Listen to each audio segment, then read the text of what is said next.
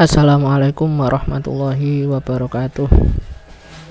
Bismillahirrahmanirrahim. Alhamdulillahirabbil alamin. Allahumma shalli ala sayyidina Muhammadin al-fatih lima ughliq wal khatimah sabaq nasiril haqqi bil haqq wal hadi ila siratikal mustaqim wa ala alihi haqqa qadri wa miqdaril azim. Rabbi shrah li sadri wa yassir li amri wahlul 'uqdatam min lisani yafqahu qawli. Amin ya rabbal alamin. Alhamdulillah, pada kesempatan kali ini kita masih dipertemukan dalam kajian tentang kebikaan, yang mana pada kesempatan kali ini kita akan mengkaji tentang konsep dasar bimbingan dan konseling. Ya, pada kajian konsep dasar bimbingan dan konseling ini kita akan mengkaji beberapa hal. Yang pertama, pengertian bimbingan dan konseling. Yang kedua, tujuan bimbingan dan konseling. Ketiga, fungsi bimbingan dan konseling. Keempat, prinsip bimbingan dan konseling. Dan yang kelima adalah asas bimbingan dan konseling. Yang pertama adalah pengertian bimbingan dan konseling. Crow and Crow menyatakan bahwa bimbingan ialah bantuan yang diberikan oleh seseorang yang mempunyai pribadi baik dan pendidikan yang memadai kepada seseorang individu. Jadi di sini kita mengkaji tentang pengertian bimbingan dulu, bahwa menurut Crow and Crow, ya, bimbingan itu merupakan suatu bantuan. Jadi bantuan, ya, setiap bantuan yang diberikan oleh seseorang yang mempunyai pribadi baik. Jadi sebagai seorang yang membantu, di sini ada konselor, semestinya harus memiliki pribadi yang baik. Dan yang kedua adalah pendidikan yang memadai. Ya, jadi kalau kita ingin menjadi seorang konselor ataupun proses membantu konseli, kita harus memiliki pendidikan yang memadai. Dalam hal ini dikatakan sebagai orang yang profesional. Lah, orang yang profesional, ya, itu ada dua hal. Dia harus menguasai kompetensi akademik dan juga kompetensi profesional. Kepada seseorang, ya, yaitu disebut sebagai konseli, ya, dari setiap umur untuk membantunya mengembangkan aktivitas kehidupannya sendiri, mengembangkan arah pandangannya sendiri, membuat pilihan sendiri, dan memikul bebannya sendiri. Jadi intinya proses bantuan yang diberikan oleh seseorang, dalam hal ini adalah konselor yang profesional tentunya, kepada konseli itu harus mampu untuk memandirikan konseli. Tidak boleh dalam proses bimbingan ini terdapat ketergantungan konseli kepada konselor. Yang selanjutnya adalah menurut Miller, ya, bimbingan adalah proses bantuan. Jadi hampir sama, yaitu proses bantuan terhadap individu, ya, yang di sini disebut konseli, untuk mencapai pemahaman diri. Jadi apa ya istilahnya, tujuan dari bimbingan dan konseling menurut Miller di sini adalah pemahaman diri, ya, yaitu diri konseli itu sendiri dan pengarahan diri. Jadi harapannya konseli bisa memahami dirinya sendiri, dan yang kedua adalah mengarahkan dirinya sendiri. Yang dibutuhkan untuk melakukan penyesuaian diri secara maksimum kepada sekolah, keluarga, dan masyarakat. Jadi pemahaman diri dan juga pengarahan diri itu dibutuhkan dalam rangka penyesuaian diri, baik di lingkungan sekolah, keluarga, dan juga masyarakat. Yang selanjutnya, ini tadi kata bimbingan, sekarang adalah kata konseling.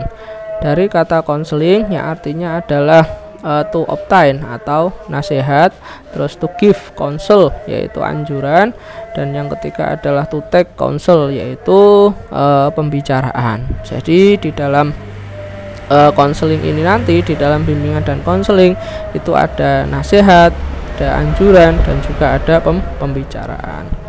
Lah, Roger di sini memberikan pengertian konseling sebagai berikut, ya. Konseling adalah serangkaian kontak atau hubungan bantuan. Jadi disebut sebagai konseling itu selama ada serangkaian kontak atau terdapat suatu hubungan bantuan, ya, langsung dengan individu dengan tujuan memberikan bantuan kepadanya dalam merubah sikap dan juga tingkah lakunya. Jadi kepada konseli untuk merubah sikap dan juga tingkah lakunya. Itu definisi konseling menurut Roger. Selanjutnya Mortensen, ya, sebagai suatu proses ya. Konseling ini suatu proses. Jadi dalam rangka pelaksanaan bimbingan dan konseling itu tidak instan ya. Jadi tidak terus kemudian dalam sekejap ya konseling itu ataupun klien itu bisa berubah. Tapi di sini konseling itu merupakan suatu proses ya. Ada prosesnya, ada tahapannya. Hubungan seseorang dengan seseorang ya, yaitu antara konselor dan juga konseli ya, di mana yang seseorang dibantu itu yaitu konseli oleh yang lainnya untuk menemukan masalah. Jadi di sini di dalam proses bimbingan dan konseling harapannya dapat menemukan masalah yang nantinya goalnya adalah untuk diselesaikan. Nah, dari berbagai pengertian tadi ya, maka bisa kita simpulkan ya bahwa bimbingan dan konseling merupakan proses bantuan yang sistematis. Jadi di sini proses, sekali lagi proses bantuan, tidak instan, tapi ada suatu proses yang sistematis. Jadi harus sistematis, harus ada langkah-langkahnya, step by stepnya itu harus dilakukan. Jangan kemudian langsung kepada treatment misalnya, langsung kepada terminasi misalnya. Tapi harus sistematis dari pembimbing atau kita sebut sebagai konselor ya kepada konseli ya, kita sebut sebagai siswa melalui pertemuan tatap muka. Di sini bimbingan dan konseling itu akan efektif ya jika kemudian menggunakan pertemuan tatap muka atau timbal balik antara keduanya untuk mengungkap masalah konseli sehingga konseli mempunyai kemampuan menerima dirinya. Jadi di sini menyelesaikan masalah agar supaya konseli itu mampu menerima dirinya sesuai potensi ya, dan mampu memecahkan sendiri masalah yang dihadapinya. Jadi goalnya adalah kemandirian konseli ataupun konseli menjadi manusia yang berdaya ataupun manusia yang mandiri. Selanjutnya adalah tujuan bimbingan dan konseling. Tujuan umum dari layanan bimbingan konseling adalah sesuai dengan tujuan pendidikan. Jadi tujuan konseling bimbingan BK itu sesuai dengan tujuan pendidikan sebagaimana yang dinyatakan dalam Undang-Undang Sistem Pendidikan Nasional tahun 1989. Ada yang lebih baru lagi ya sebenarnya. Terus yaitu terwujudnya manusia Indonesia seutuhnya yang cerdas, beriman, bertakwa kepada Tuhan Yang Maha Esa, berbudi pekerti luhur, memiliki pengetahuan dan keterampilan, kesehatan jasmani dan rohani, kepribadian yang mantap dan mandiri, serta rasa tanggung jawab kemasyarakatan dan kebangsaan. Jadi secara umum tujuan bimbingan, layanan bimbingan dan konseling itu ya sesuai dengan tujuan pendidikan ya, tadi beberapa.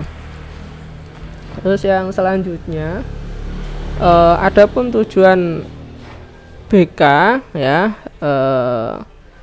ialah agar konseli dapat, jadi BK ini ya dimaksudkan agar supaya konseli itu dapat apa? Yang pertama mereka merencanakan kegiatan penyelesaian karir. Jadi harapannya seorang konseli dapat merancang atau merencanakan kegiatan karir. Yang kedua adalah mengembangkan seluruh potensi dan kekuatan yang dimiliki. Jadi harapan dari BK ini harapannya konseli itu istilahnya bisa mengembangkan potensi dan juga kekuatan yang dimiliki. Yang selanjutnya adalah konseli itu bisa menyesuaikan diri dengan lingkungan pendidikan, masyarakat dan juga pekerjaan.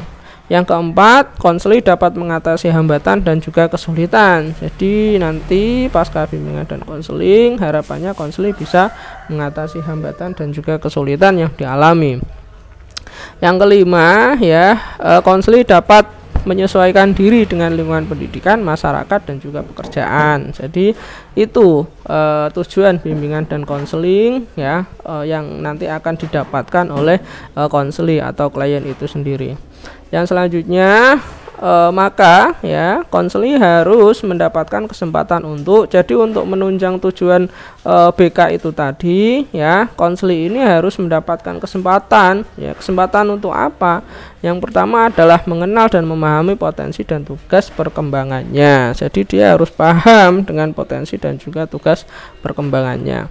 Yang kedua adalah memahami peluang di lingkungannya. Dia harapannya bisa paham ya tentang peluang-peluang yang ada pada lingkungannya. Yang ketiga ya, berikan konseling ya untuk dapat menentukan tujuan. Jadi nanti untuk tujuan bimbingan dan konseling itu ya dari konseling itu sendiri ya. Di sini konselor sifatnya hanyalah mengarahkan ya ataupun memfasilitasi agar dia bisa menentukan tujuan itu sendiri. Yang keempat adalah mengatasi kesulitan ya. Nanti harapannya konseling bisa mengatasi kesulitan. Kelima, menggunakan kemampuan sendiri. Jadi nanti ya konseling sendiri yang kemudian bisa mengatasi permasalahannya. Sekali lagi, konselor ini sifatnya membantu. Yang selanjutnya adalah bisa menyesuaikan diri, dan yang ketujuh adalah mengembangkan potensi. Jadi kita sebagai seorang konselor nantinya ya dalam pelaksanaan bimbingan dan konseling ya, berikan kesempatan kepada konseling untuk mengenal potensinya, kekuatannya, memahami peluang yang ada, menentukan tujuan, mengatasi kesulitannya ya, kemudian menggunakan kemampuannya sendiri, dapat menyesuaikan diri, dan konseling harapannya diberi kesempatan untuk mengembangkan potensinya. Nah, ini ada beberapa tujuan khusus ya dalam bimbingan dan konseling. Yang pertama adalah pada aspek pribadi sosial.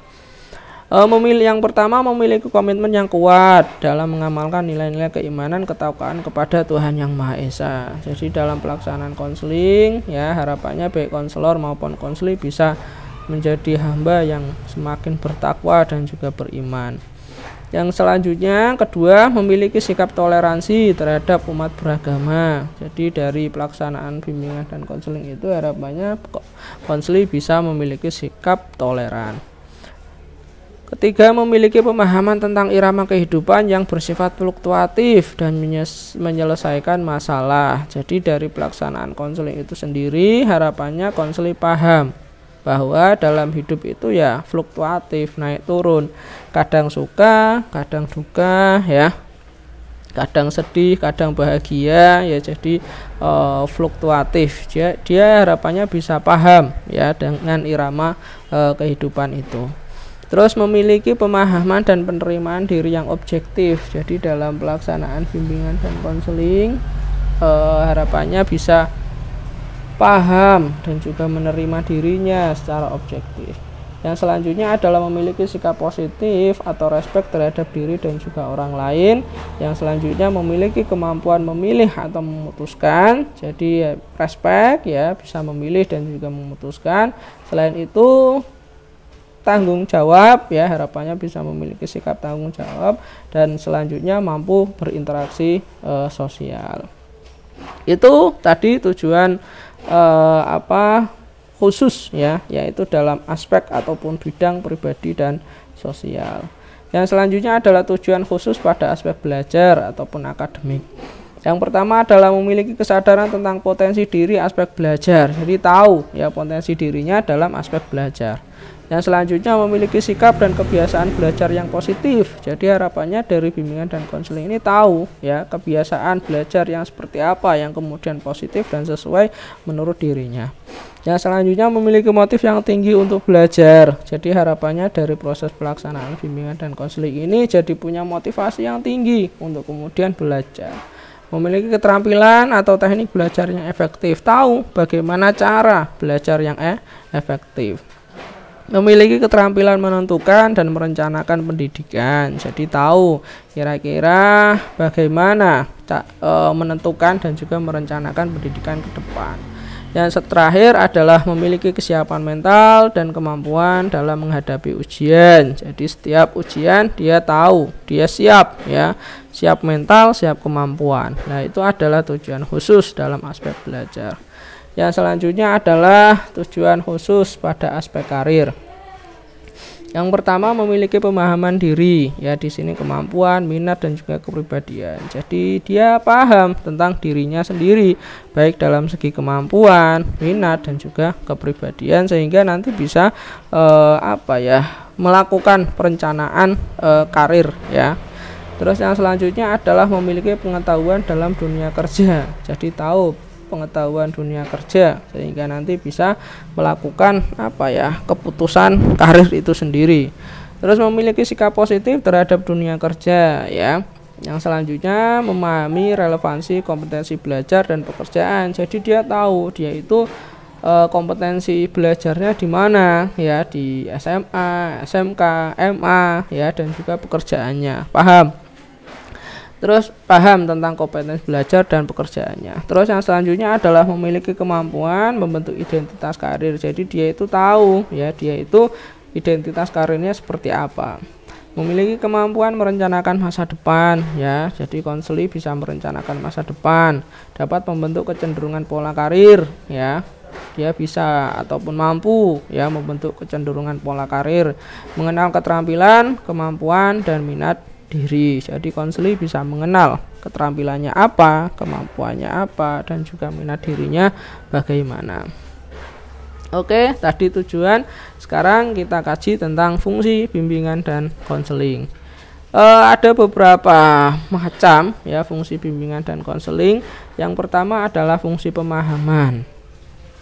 Nah, fungsi pemahaman di sini diartikan ya membantu konseli agar memiliki pemahaman terhadap dirinya ya, jadi paham tentang dirinya ya, baik itu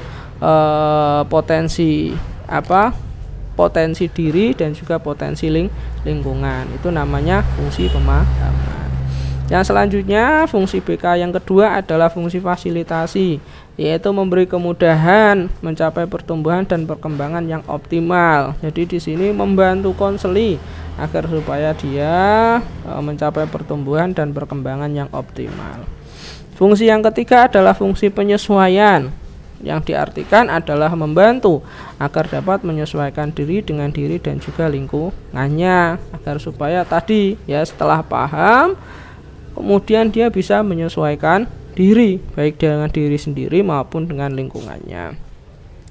Yang keempat yaitu adalah fungsi penyaluran ya, yang diartikan membantu memilih kegiatan ekstrakurikuler, program studi dan karir yang sesuai. Jadi harapannya dari BK ini sendiri nanti bisa membantu ya ekstrakurikulernya bagaimana, prodinya di mana, dan juga karir yang sesuai seperti apa. Yang selanjutnya adalah fungsi adaptasi, yaitu membantu pelaksanaan pendidikan untuk menyelesaikan program pendidikan sesuai dengan minat dan kebutuhan konseli. Jadi di sini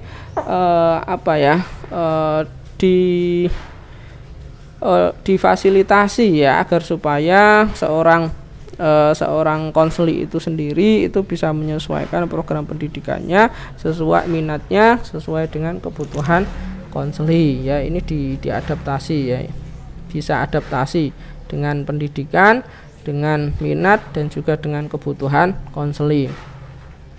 Fungsi pencegahan yaitu senantiasa mencegah dan mengantisipasi masalah. Jadi harapannya dari bimbingan dan konseling ini bisa mencegah dan mengatasi masalah ataupun disebut sebagai fungsi preventif. Yang selanjutnya adalah fungsi perbaikan ya, membantu konseling memperbaiki kekeliruan berpikir dan bertindak. Jadi dari BK ini harapannya konseling menjadi lebih baik ya, yaitu memperbaiki kekeliruan berpikir dan bertindak itu sendiri. Yang selanjutnya adalah fungsi penyembuhan atau kuratif, yaitu memberi bantuan kepada konseli yang bermasalah. Jadi bagi konseli yang bermasalah ya nanti akan dibantu agar supaya dia bisa sembuh ya. Yang selanjutnya adalah fungsi pemeliharaan, yaitu membantu konseli supaya dapat menjaga diri dan mempertahankan situasi yang kondusif. Jadi setelah dia baik ya, maka dipelihara, dibantu agar supaya dapat menjaga dan mempertahankan situasi yang kondusif tersebut. Yang selanjutnya adalah fungsi pengembangan, menciptakan suasana kondusif yang memfasilitasi perkembangan konseli. Jadi setelah dicegah, diperbaiki, disembuhkan, dipelihara, yang selanjutnya adalah dikembangkan ya agar menjadi lebih baik. Yang selanjutnya adalah prinsip-prinsip bimbingan dan konseling. Yang pertama, BK diperuntukkan untuk semua konseli. Jadi bimbingan dan konseling ini adalah untuk semua konseli ya, tidak memilih-milih ya mana yang kemudian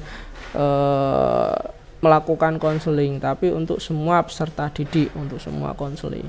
Yang selanjutnya adalah BK sebagai proses individualisasi, ya. Setiap konseling bersifat unik, jadi kita tidak boleh kemudian mengeneralisir, ya. Setiap masalah setiap permasalahan solusinya adalah nasihat misalnya, setiap masalah diselesaikan dengan teknik ini misalnya. Jadi kita tidak boleh mengeneralisir, misalnya setiap perempuan itu seperti ini, setiap laki-laki itu seperti ini. Tidak bisa seperti itu, karena setiap konseling itu bersifat unik, ya. Masing-masing orang memiliki keunikan tersendiri. Yang selanjutnya BK menekankan hal yang positif, ya. Jadi harus mengarahkan kepada hal yang positif. Yang selanjutnya BK merupakan tugas bersama, bukan hanya konselor. Jadi ini adalah tugas bersama, ya. Konselor sebagai pembantu, ya. Konseli sebagai orang yang dibantu. Dalam hal ini harus saling bekerja sama, ya. Konseli harus menyelesaikan permasalahannya sendiri, ya. Konselor membantu konseli. Yang selanjutnya adalah pengambilan keputusan merupakan hal yang esensial dalam BK. BK diarahkan membantu konseling dapat melakukan pilihan dan mengambil keputusan. Jadi harapannya, ya, konseling bisa mengambil pilihan dan juga keputusan. Dia mandiri, ya, dengan pelaksanaan BK itu. Yang selanjutnya adalah BK berlangsung dalam berbagai setting dan juga adegan kehidupan dimanapun dan multi aspek. Jadi BK ini dalam artian bisa diperuntukkan dengan berbagai setting adegan dan juga kehidupan, tidak mesti sesuai dengan suku ini saja ataupun suku ini saja, tapi bisa berbagai setting kehidupan ataupun multi aspek, ya.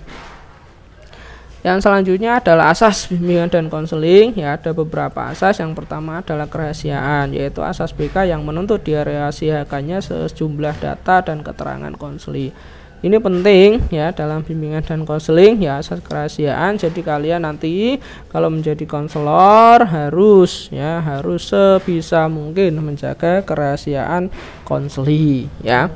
Nah, di sini, ya, kita bisa istilahnya membuka data selama itu demi kebaikan konseli yang pertama, terus kemudian sesuai persetujuan konseli, ya. Dan juga yang selanjutnya adalah demi pengembangan ilmu pengetahuan, itu pun harus dengan nama samaran, ya. Yang selanjutnya adalah kesukarelaan, yaitu asas BK yang menghendaki adanya kesukarelaan dan kerelaan konseli. Jadi konseli itu harus sukarela, ya, dalam melaksanakan bimbingan dan konseling, tidak boleh karena paksaan. Yang selanjutnya asas keterbukaan, ya. Asas BK yang menghendaki agar peserta atau konseli bersikap terbuka dan tidak berpura-pura baik dalam keterangan tentang dirinya dan luar dirinya. Jadi dalam pelaksanaan BK, konseli itu harus terbuka, tidak boleh ditutup-tutupi, karena ini demi kebaikan konseli itu sendiri, demi keefektifan pelaksanaan konseling. Yang selanjutnya asas kegiatan, yaitu BK menghendaki agar konselor berpartisipasi secara aktif dalam penyelenggaraan layanan atau kegiatan bimbingan. Jadi karena ini kerjasama antara konseli dan juga konselor, maka tidak boleh kemudian konselornya saja yang aktif, tapi konseli juga dituntut aktif, ya, dituntut terbuka, sukarela, ya, itu. Jadi harus aktif. Terus yang selanjutnya adalah asas kemandirian, yaitu konseling diharapkan menjadi individu yang mandiri, mengenal dan menerima diri sendiri, lingkungan maupun mengambil keputusan. Jadi dia harus menjadi pribadi yang mandiri, tidak boleh hanya mengandalkan konselor, ya, tidak boleh istilahnya